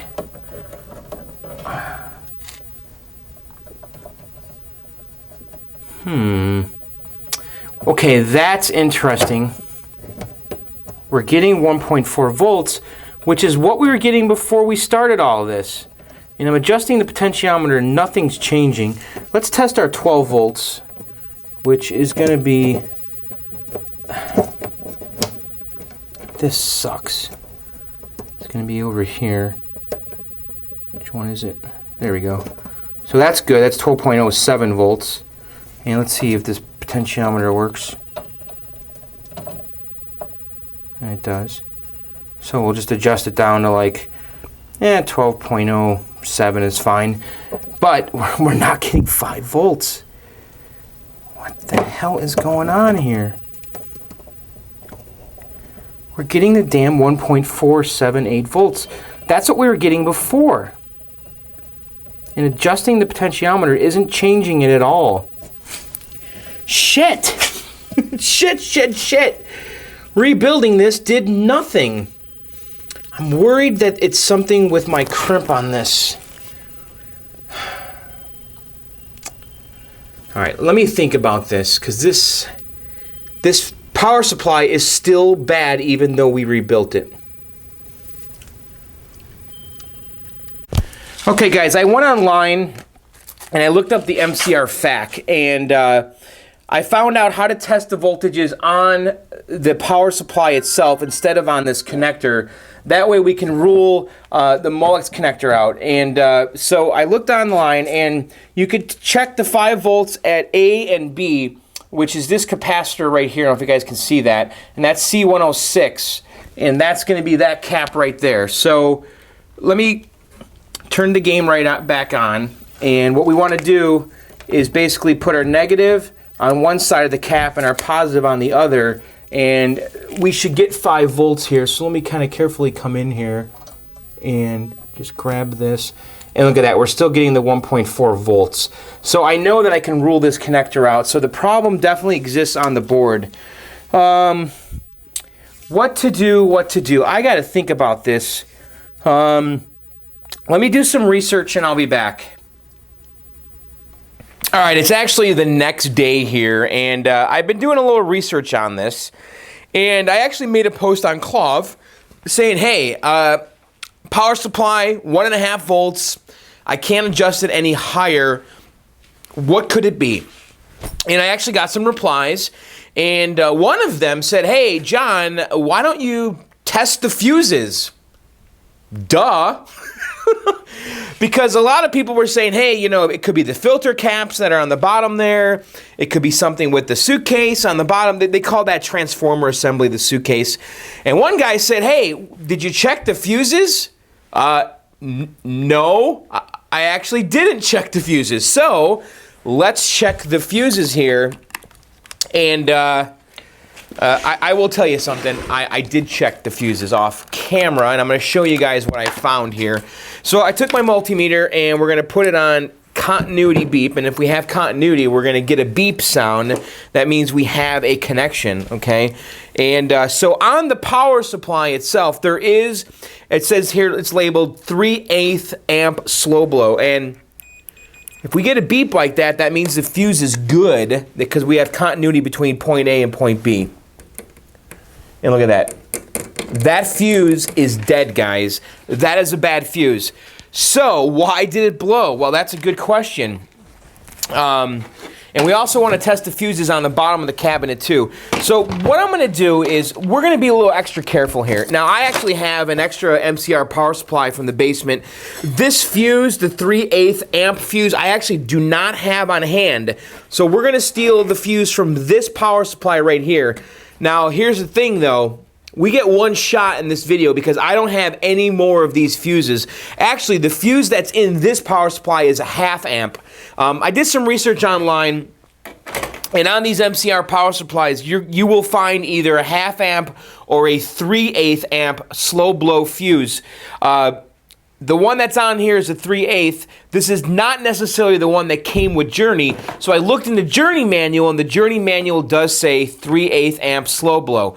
However, I'm going to use the 1/2 amp. I'm taking a slight chance here. I think it's pretty low risk though. So we're going to use a 1/2 amp in here, and of course I should probably verify that that's actually a good fuse too, because I actually don't really know. So we got the 1/2 amp slow blow. Okay, that's a good fuse. All right, so we've got a new fuse in there, okay? Now let's check the fuses on the bottom of the cabinet, okay, because we don't know if those are good. And, you know, maybe, possibly, I don't know, one of these fuses down here could have been blown all along. Doubtful, but, because if you remember, when we were testing the power supply unplugged, it was working, okay? We were getting 5 volts, but as soon as we plugged the board in, it stopped working, and we were getting 1.4 volts. The game is unplugged right now, so I'm going to come in here, and I'm just going to test these fuses in the bottom of the cabinet. And you don't want to visually test them. You want to use a multimeter, because you really can't tell by looking at a fuse if it's good or bad. All right, so we've got 4 fuses back here, so let's go ahead and test this one. And ideally, you want to touch, okay, this one's bad, okay, okay. I actually knew that. Yes, I did test them off camera. So this one's bad right here. Let me test the next one.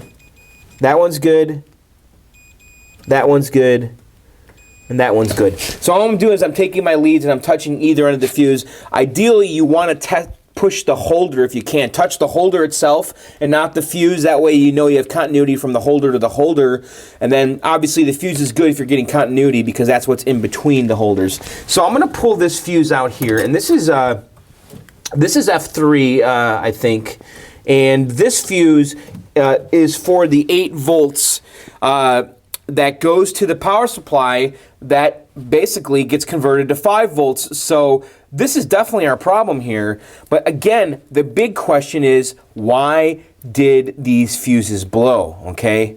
I mean, it is possible, maybe, that these things were under pressure all along. I mean, it's possible that these fuses were just kind of sitting there dormant, not being used, because they had a switcher, and the first time it saw a load, it blew because it was just old. I don't know. I'm making stuff up right now. Actually, the fuse that was in there was a 2 amp. Wait a second. The fuse that's supposed to be in there, it's supposed to have a 5 amp. What's going on here? This thing was underfused. No wonder it blew. They had too small of a fuse in there. Because it says, yeah, this is a 2 amp fuse.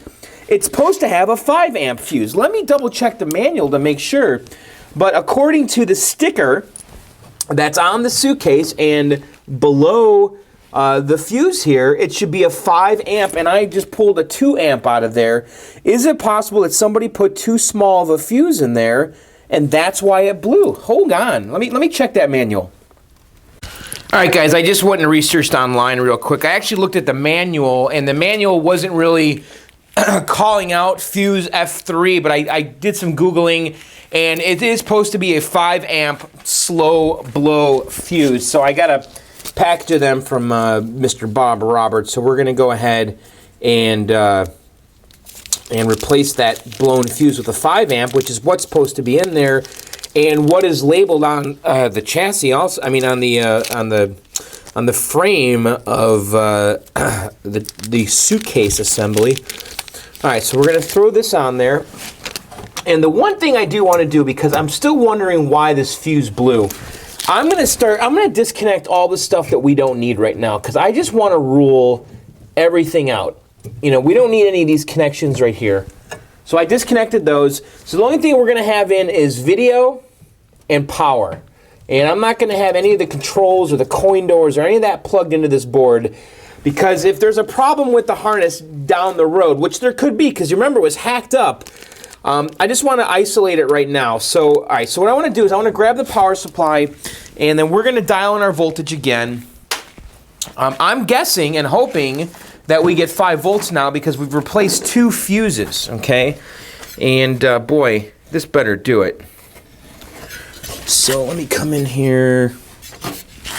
And yes, I know, this is not how the power supply goes in here, but for now it's okay. So let me slide this guy in here. And by the way, on Clav, I'm trying to remember who posted that. Thank you. Thank you for this obvious suggestion. I'm such an idiot for not testing the fuses. All right, so let's apply power. And I'm going to plug these 2 guys in.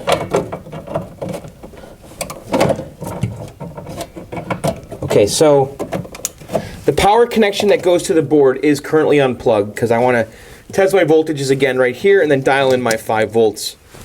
So let me get my multimeter. And I got to plug this extension cord in. One sec. Okay, so let me plug the extension cord in, and this is actually not the safest environment I'm working in, because the ground is wet.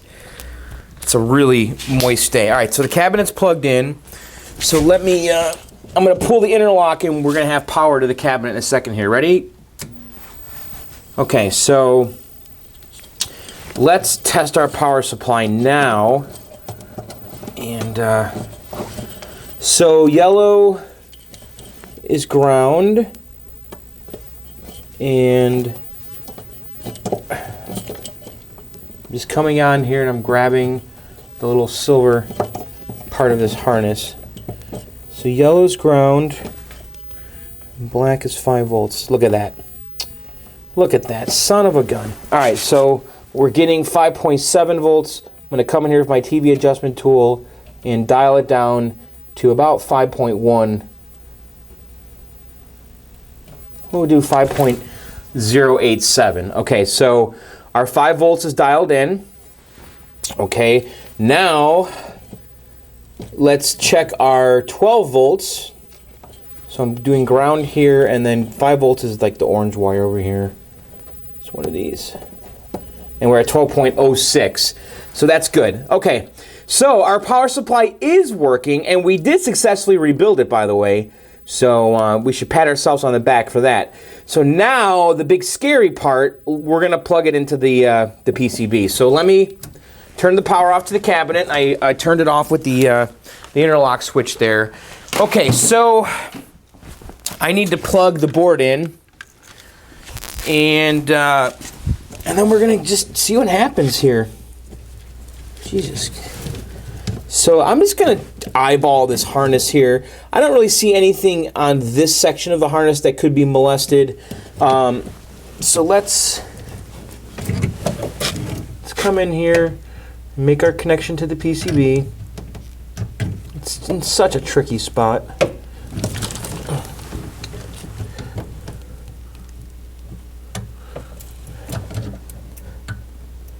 So I'm wondering if our harness had some kind of short. I'm not going to rule that out. So as we progress, because I'm really thinking that once we fire this up, it's going to work. But who knows? I've been proven wrong before, haven't I? Okay, come on, get on there. This is in such a tough spot.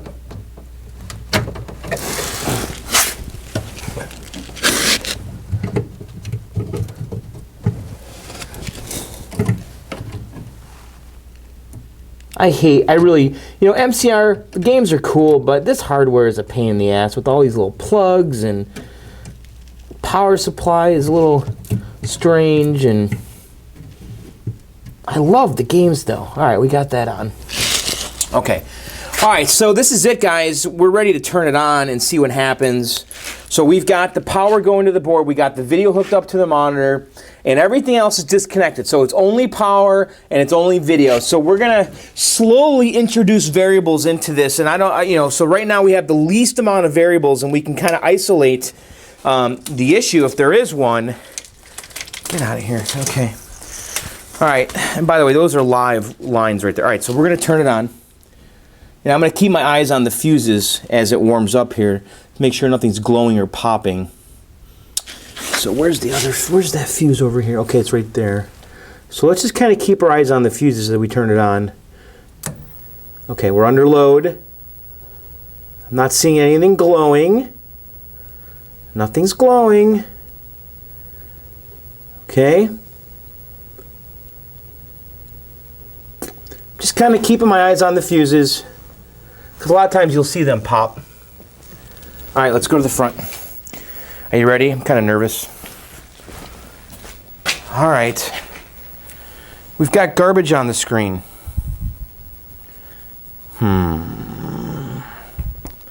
What does it mean?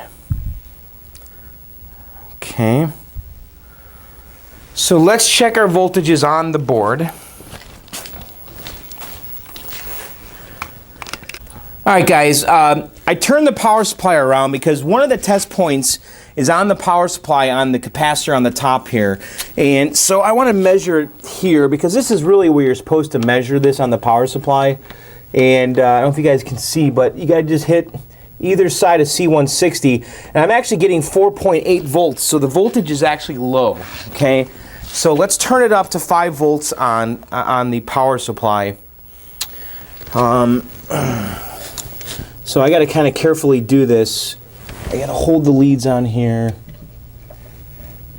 All right, so we're at 4.8 volts, and I'm going to come in with this and just adjust it up to a little over 5. I'm at 5.09. All right, so I just adjusted that up almost 2 volts. So let's turn the game off. And God, I hope this fixes it. Get my multimeter out of here. All right, you guys ready for this? All right, so we adjusted our voltage up. And let's go to the front of the game. Please show me a damn Journey picture.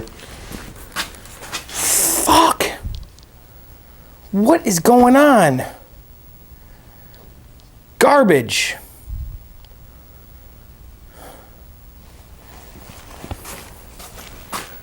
Let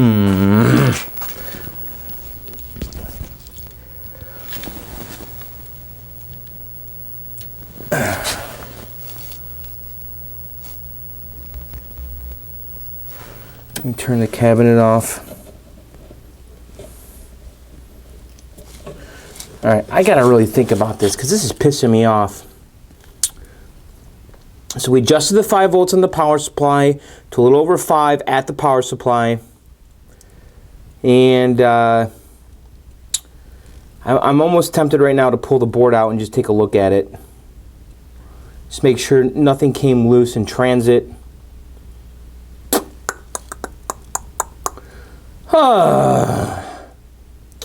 Yeah, I'm gonna do that. Let me pull the board out. Okay, guys, I actually did a bunch of stuff behind the scenes. This thing was pissing me off beyond belief, and I just started researching and researching and researching because my voltages are all good. We just got garbage on the screen, and then I started thinking about my Domino Man restore because way back when I was restoring my Domino Man, I had so much trouble getting the game working to boot. And I remember this whole thing about the reset line and the battery and the VBAT and all this crap. So I started researching it. And I figured out, well, what was happening was the PCB here was not booting because the purple wire, okay, which is like part of the sense circuit or whatever, was not. I guess it looks for 5 volts, and if it doesn't seize it, it shut down the. I don't know. There's some kind of like watchdog kind of preventative thing that's on here that if you bypass it, the board will boot. Okay, and it's this purple wire. And let me kind of show you guys what I did here because I'm actually looking it up here because. It's the reset circuit. Okay, it's the purple wire, and I remember this on my Domino Man. So I was a little hesitant to do this, but here's what I did. So I was reading that if the battery is working, because this power supply originally had a battery on it, okay, right here, and the battery was gone, okay, and I guess that's part of the boot sequence. It's kind of looking for that power, and I didn't have the battery on there. I don't really fully understand it, but there's some kind of gist of it. I think I understand, but anyway, I was missing the battery, and so I quickly threw a cordless phone battery on here. I just soldered one to the positive and the negative, and my board didn't have a lot of corrosion, by the way, so it's very clean right here. Someone removed the battery a long time ago. So I had a 3.6 volt cordless battery in the basement just laying around, and I soldered that on there. Okay, and I read up on this reset circuit, and it said that if you clip the purple wire and the battery circuit is working, the game will boot. Okay, so you know what? I was hesitant to do this, and I said, screw it. I just cut this purple wire. Okay, so I cut the purple reset wire, and I kind of removed that circuit from the board, and I put this battery on here, and then I powered the game on, and then I came in front, and then I saw this. The game works. So, actually, I'm looking. Is everything normal? This monitor is a piece of crap, by the way. I'm going to have to do something about this monitor in a big way. I'm seeing like some twinkling sprites here. I'm not sure if that's the game or what. I got some massive hum bar. But the game's working, man. I mean, the board's working. It's booting. I think everything looks okay. Yeah, I think it does, actually. So we got no sound because the sound amp's not hooked up and the speakers aren't hooked up yet. But the game is booting, guys. So I guess at the end of the day, we successfully rebuilt the power supply. I had to do some research along the way here because things weren't going very smooth. I was getting really frustrated by all this. And so at the end of the day, our power supply originally, I think, was good, okay? But the game was under fused. Somebody put a 2 amp fuse in there. Or maybe something's bad on the harness. So what we did is we rebuilt the power supply.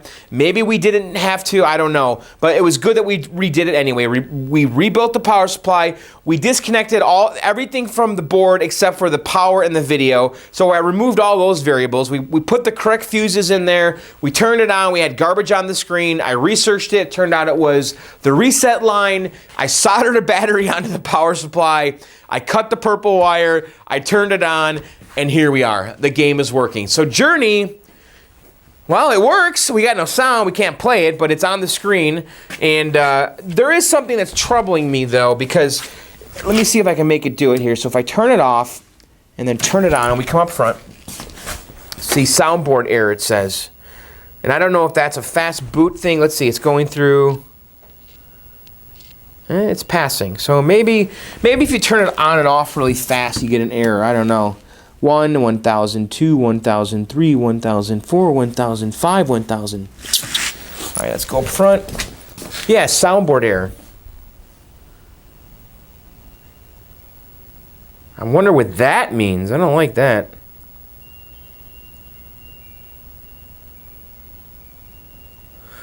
So I guess we'll find out. So, all right, guys, that's going to be it for this video. We did a lot, and I'm quite frankly getting burnt out here. I'm just so sick of kneeling down on this cabinet. Anyway, all right, guys, that's it. Let's go back down to the basement, and at least we got the game working. We just got past a big hurdle here. So, yeah, big hurdle. So, all right, let's go back to the basement. All right, guys, there you have it. That was part number 2 of the Journey restoration. So what'd you think? Did I do okay? We got it working, right? Oh, man, there's so much left to do, though. There is so much left to do. So I think in the next video, and by the way, I'm not convinced that my power problems are gone, okay? So I want to tell you guys that I have ordered some filter caps, and we're going to cover some more voltage stuff in the next video, because what I failed to film and show you guys in this video is how to test the voltage on the board, okay? Because I didn't show it in the video, but basically I'm getting about 4.99 volts, almost 5 volts at the board, which isn't bad, but I can't turn it up higher than that. And I'm a little worried that something's going on with the power on the game, because the monitor and the board itself has some twinkling sprites. I've been playing around with it since I filmed the video, and I'm not convinced that we're out of the woods yet with the power. And I suspect, and I'm not positive, but I suspect that maybe the filter caps on the bottom, at least the one for the 8 volts, is bad. And I think we're going to replace those in the next video. And then I also ordered the MCR switching power supply adapter. Now, I'm not suggesting that we're going to use it. We might end up using it. I don't know. But I want to have that on hand so I can rule stuff out. Because I want to be able to rule out the power supply. Because I had to cut the reset circuit, which isn't ideal, I don't think. I would rather have the reset circuit hooked up. But because basically I had to cut the reset circuit. I did some research, by the way, since I was filming in the garage, and I cut the reset circuit because the reset circuit that's on the board on the power supply is bad. It's not working. So that's why we had to cut that purple wire. And so there's still something wrong with that power supply. Now, we could probably run the game fine without the reset circuit, but we are getting that error, that audio board error. So I want to have the switching power supply adapter on hand, and we might end up just using it, you know. But I ordered it. It should be here in the next day or so. So in the next video, we're going to explore the power some more. I want to replace the filter caps, just so I can rule that out, because that could be messing with the power supply. And ultimately, I might end up putting the switching power supply kit in there. We'll see what happens. But anyway, that's the next video. And by the way, I also did order all my artwork from Rich at thisoldgame.com. So hopefully all of that Journey artwork will be here soon. You know, probably a week or two till I get it. But I paid for it. He's got my cash. So now it's just a waiting game. So it should be here pretty soon. And I think once we get this power thing figured out, and once I know that harness is good, because I'm a little worried that when we start plugging the harness back in, we're gonna start blowing the fuse again, and I'm starting to wonder now. By the way, I think about this stuff all the time. You know, what I thought, like, you know, 2 days ago when I was filming, I might not think right now, because I constantly think about this stuff, and I'm constantly researching it and learning more about what it is that we're doing. And so I've been thinking a lot, like, okay, why did that fuse freaking blow? And I'm worried that the harness has an issue still, because remember all those wires that were cut that I re-spliced together? I'm starting to think that someone else who had that harness before me was having an issue with it. And it might have been blowing the fuses, and they were cutting the wires one by one trying to figure out which one was causing the fuse to blow. I don't know if that's true or not, but that's a hunch that I have. So we'll see once we start plugging the harness back in. So anyway, the next video we're going to work more on the power, and if we can get past that quickly, which I hope we can. I mean, if I throw the switching power supply adapter in there, I'm pretty much done, honestly. I could forget about the filter caps and all of that. So we might end up doing that. We'll see. You know, I'm not opposed to using that. I just like having the original stuff in there if I can. Am I rambling too much now? I never talk this much right now during these videos usually. Are you guys still there? I mean, are you listening to this, or did you guys tune out long ago? This is a long video, isn't it? So anyway, all right. So we're going to cover that in the next video in part 3. So that was part 2. I know it was long. Believe me, it is a long video, but you know, I had to get that damn power. We figured it out though. The game booted. I'm happy. I know the PCB's fine. Again, I'm just not convinced that my power issues are behind me. So, all right. That's it for me on this video. Part 3 should be up soon. And by the way, you guys, I do a podcast called Arcade Outsiders at 11 p.m. Eastern on all games at allgames.com. It's called Arcade Outsiders at arcadeoutsiders.com. And you know, last week we had Owen Rubin on, and it was a great time. Owen Rubin, of course, created Major Havoc, and he was on the podcast for about two and a half hours. He was the coolest dude ever. So make sure you check that out. If you're going to listen to one Arcade Outsiders, that's the one to listen to. And then also my other podcast, Video Game Outsiders, which is videogameoutsiders.com. We do that show live on Tuesdays at 9 p.m. Eastern on allgames.com. And you know what? You guys should subscribe to my buddy Joe's arcade channel on YouTube. You know Joe? I do a podcast with him. His channel, just go on YouTube and search for Joe's Arcade. Just type this in, Jows Arcade. 2 words, no apostrophe, Jows Arcade, and subscribe to Joe's channel, because he really wants subscribers, so help him out. So, he's a friend. Alright guys, that's it, and if you stay tuned, there might be something after the outro. Maybe. See ya. Bye.